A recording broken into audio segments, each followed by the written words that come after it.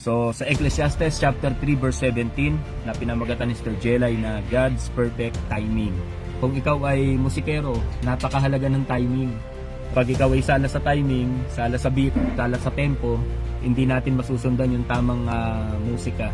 Sa mga sasakyan, dapat naka-timing. Pag wala sa timing, hindi nagiging maganda yung takbo. Sa mga punong kahoy, bago sila mag-produce ng bunga, mayroong tamang panahon. Sa mga palayan, hindi yan pagkatanim ng palay ay aani na agad. Kailangan mo mag-intay ilang buwan bago mo maani yung isang palay. At ganoon din sa panganganak. So, mayroon 9 months bago natin maisilang yung ating mga baby, yung ating mga sanggol.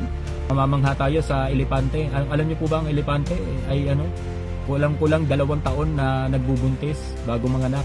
Ang gusto kong i-drive sa inyo ngayong oras na ito, merong perfect timing si Lord sa bawat bagay. At sabi nga sa Isaiah 60 verse 22, when the time is right, the Lord will make it happen. Kami tayong ipinagpe-pray at intay tayo ng sagot ng Panginoon. Baka mamaya sumasagot na ang Panginoon, ang ine-expect mo lang kasi na sagot yung yes. May mga pagkakataon sa mga panalangin po natin, sumasagot naman ang Panginoon. At may mga bahagi naman na sumasagot na ang Panginoon, hindi lang natin napapansin at hindi lang natin nakikita. Amen po ba?